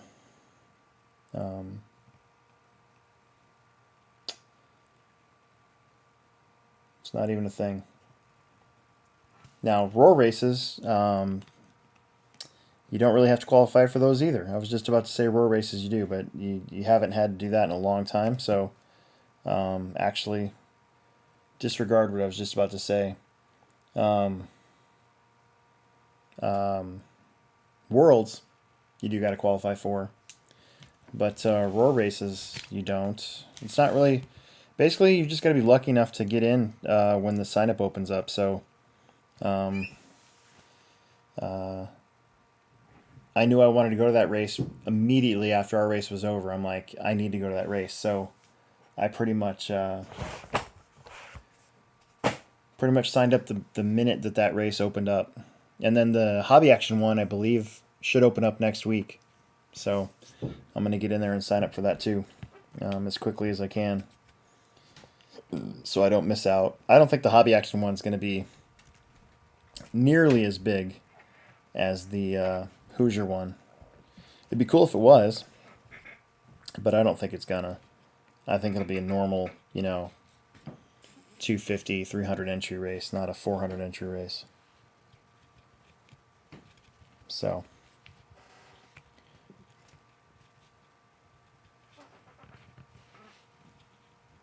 Let's see. So the question is there a specific website to keep tabs on when race signups take place? So, David, I'll talk about that in a minute. So rcsignup.com is where most of the races in the nation go to use their signup. So that's what we've been doing for a lot of years now. I keep reusing it because all my classes are kind of already in there, so it's kind of easy to set races up that way. So there's a list of races that you can look at, and you can see if you want to go to any of them. You can do it when you go to rcsignup.com. The tab over here says faster something. You click on that, and it shows all the races and all the dates of the races. And for like the hobby action one, I'll be looking for that in that time frame of December 3rd through the 5th or whatever it is. For other events like Roar does signups on their own, so you got to go to the actual Roar website, and they'll announce the nationals at some point. They just called for Nats bids for September, so they're about a month late from when they normally do it. So hopefully they'll figure out where the Nats are next year here soon, so people can start planning that. They're usually around the same time frame, so like the 10 scale Offroad Nats are usually always the second weekend of August. Usually right before school starts.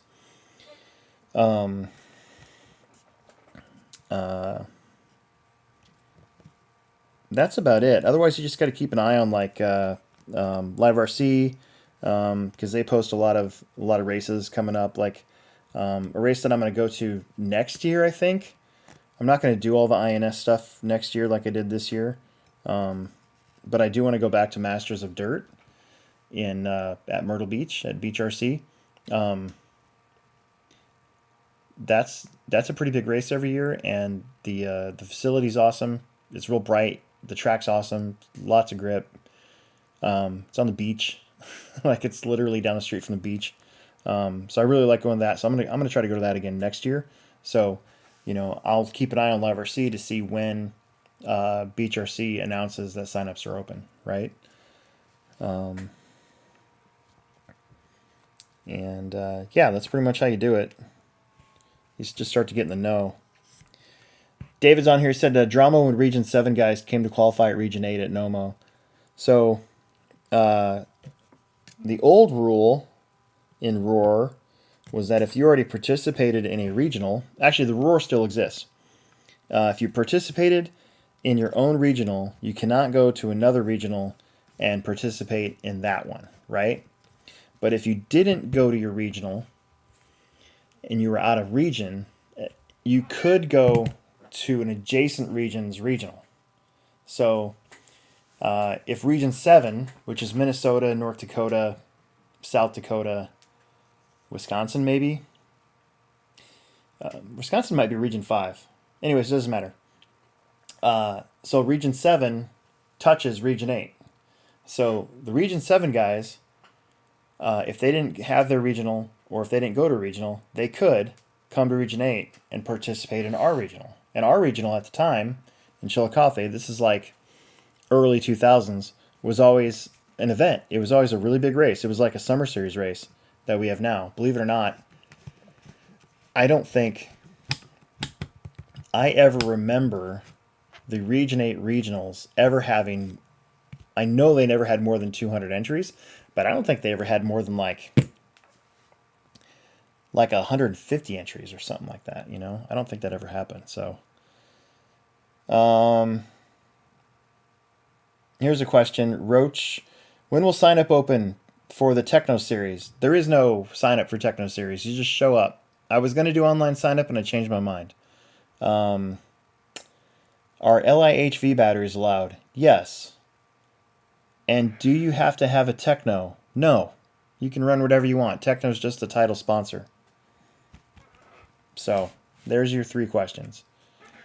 And the thing about LIHV batteries, all of our batteries now are LIHV.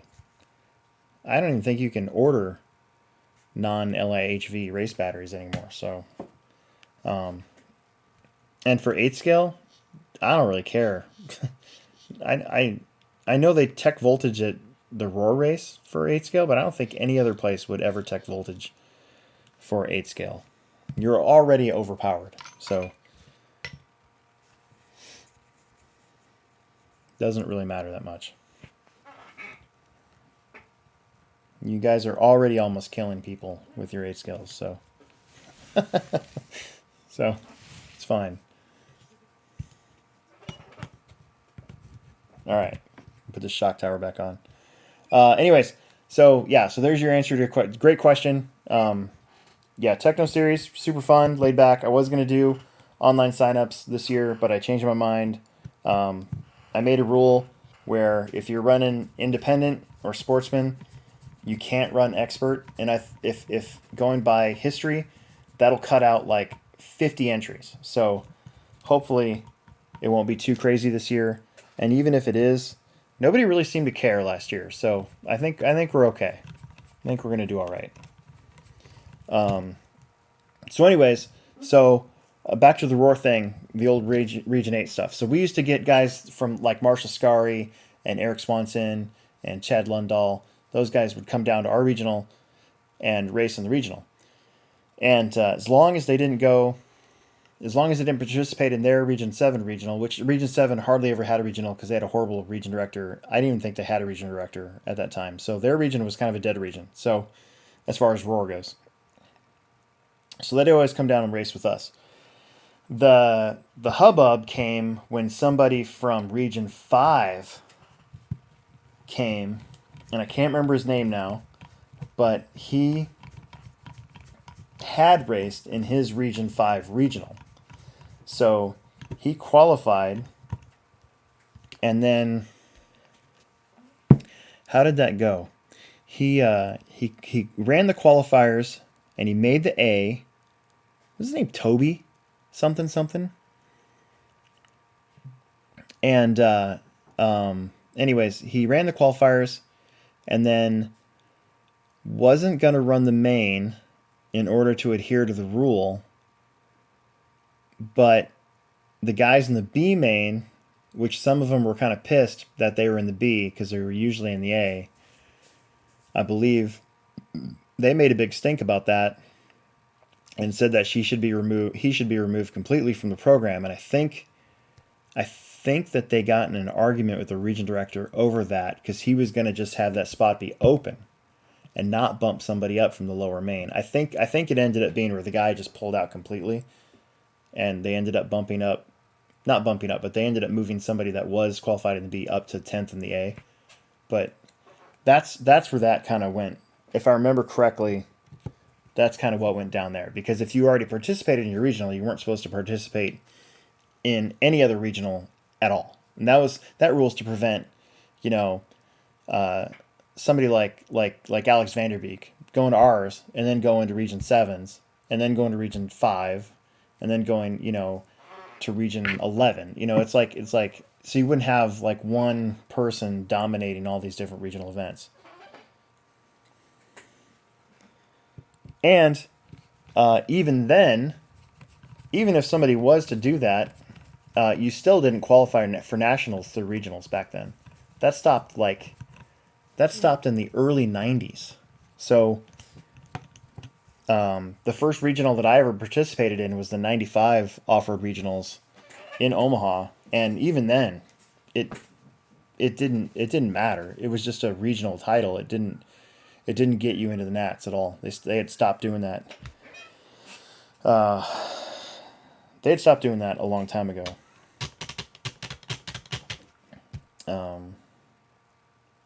I had an idea, when I was on Roar this last time, because I've been region director, I've been on the electric committee, the 10 scale committee, and then I got drafted to be comp director.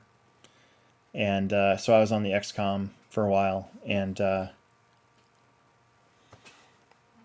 had my own thoughts on how to fix that, how to make regionals matter, but also how to make it so that you had to qualify to nationals. And I don't know, like if I were to make my own thing, like if I were to somehow find a way to bring back Norca, right? I would only have nationals every 2 years. And so if I was in Roar, what I would do is, I've talked about this on the podcast before, and this will probably be the last thing I talk about before I sign off. So, but I always thought, so you have your worlds every 2 years, right? And the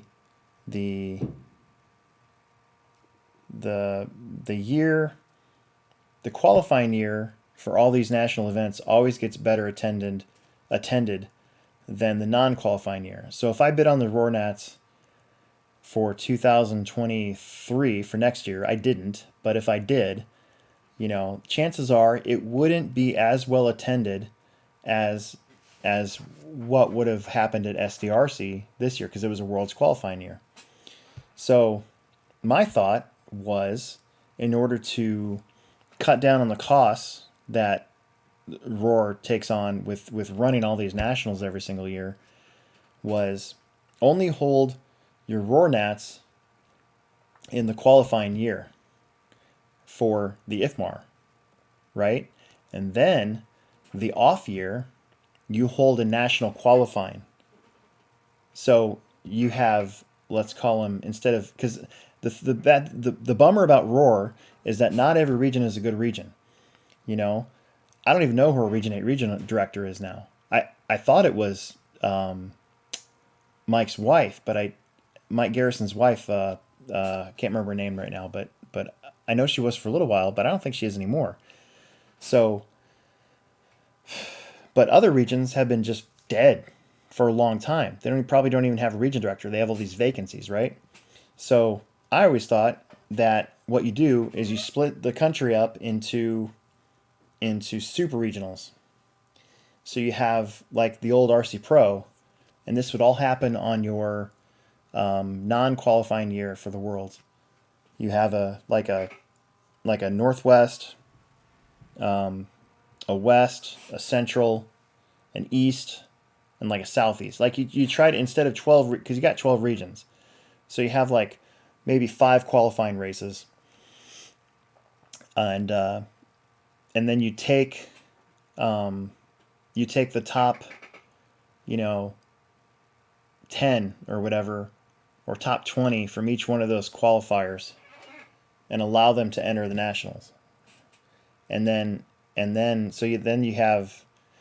would have a and the RMT wouldn't have to do it because they would be level 4 events. So the price tag would be cheaper to do the qualifiers, and you could only enter one, right? And you take the top of whatever of each class.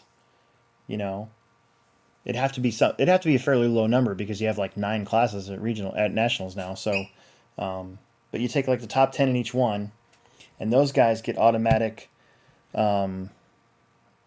entry into the nationals. And then if they choose not to go, then you'd have these open slots that you can fill, right? And then you would open up to like a generic filler type thing, or you have like or if you didn't want to do that, you could have like the next group of 10 be eligible for nationals if some of these other guys don't go to it. I don't know. That's what I always thought was the way to fix that, because you don't want to have, the reason why a lot of regions don't have regionals, like Region 2 is real big. Region 2 always seems to have an off-road regional. Region 8 hasn't had an off-road regional every year. We had one at our place, what was it, 2 years ago? Or was it last year? Doesn't matter. The point is that simplifying, not adding races, right? So if all 12 regions had a regional, you're just adding more races to the pot of races that go on across the entire country, So could you imagine 12 big nitro events that would have to take place if we were to qualify by region? That's why you make it a super regional. So you have a division here and division here and division here and division here. So you're only adding 5 races every other year. That was my idea, but didn't go over very well.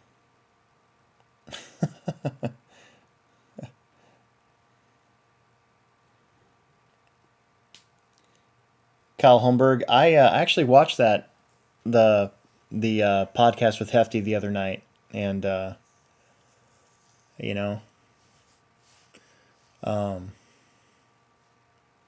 had to back away from Roar in 2018 because I had basically a legit panic attack.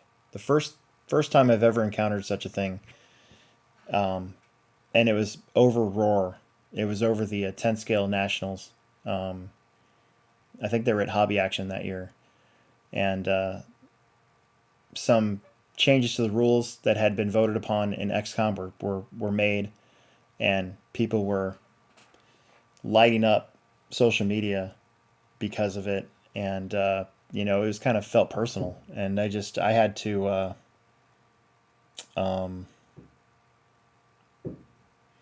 after that, because I thought I was having a heart attack, but it wasn't. It was just a panic attack. But after that, I had to take a look at everything, and one of the biggest stressors in my life was being Roar Comp director and participating in the RMT. 2017 was not kind to me at all. So, I've been pretty open about that on the podcast and stuff. And,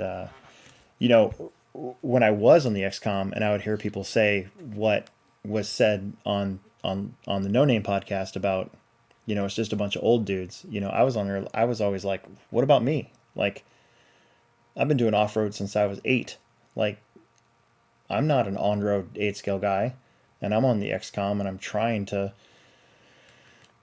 make little adjustments here and there to how things are done. But it's not worth. It wasn't worth freaking out on. After that happened, I'm like, I probably should bail from this. I have enough stress. One last question about the Techno. Will there be a new track layout? Of course there will. In fact, it's going to be put in Sunday.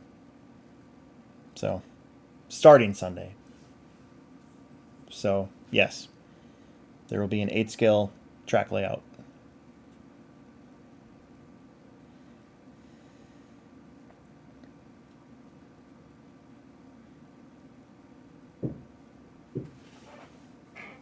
Yeah, Kyle, Will is going with me to Arizona in December, so we're kind of tapped, dude.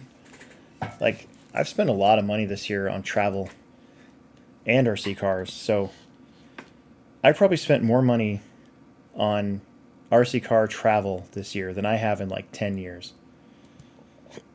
So I am pretty tapped as it is, so got to save up the next 2 months so we can get a rental car. I don't even have a rental car right now. Reserved. I don't have a rental car reserved. Oh.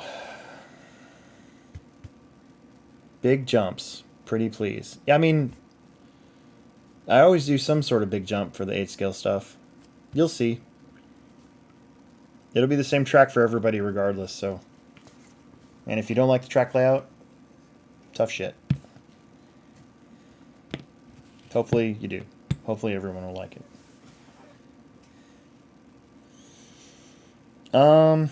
Okay.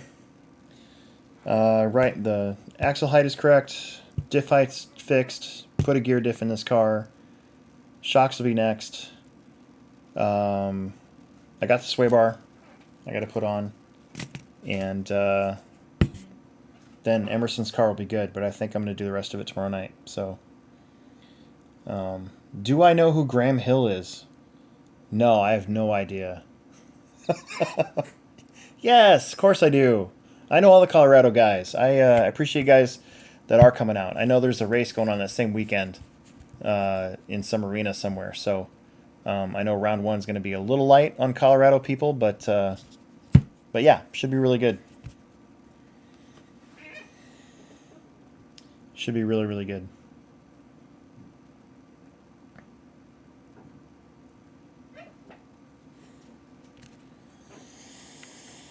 Oh.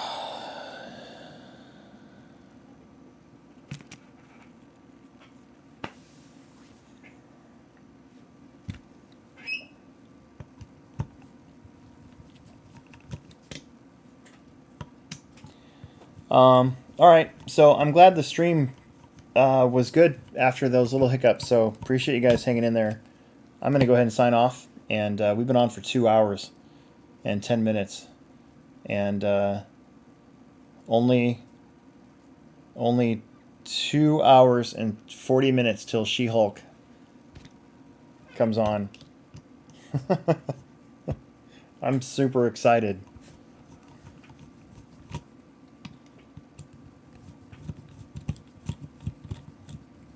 So, all right, I'm going to take off, you guys.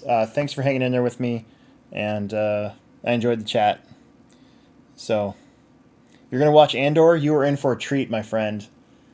The longest episode this season, and it's a really good episode, so have fun with that. Great show. It's like Andor is like it made me okay with renewing my Disney subscription again. Because after Kenobi, I was like, I'm done. This is stupid. What did they do? What did they do to this awesome character? And then they make a show like Andor, and it's all better again. I think they do it on purpose. Like, I think they make a crap show just to piss on Star Wars fans, like, and then they make a good one like Andor, and they're like, come on guys, I'm sorry I peed on you, I'm really sorry, come on back, this one's gonna be good, trust me, everything's fine. So Disney likes to just like R. Kelly all over the Star Wars fans, and then like, I'm sorry. Come on, don't call the cops. It's fine. Everything's fine.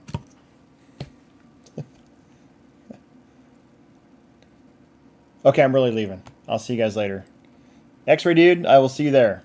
Month away. We're less than a month away. So, good times. Lots of work coming up here on Sunday, Monday, Tuesday, Wednesday.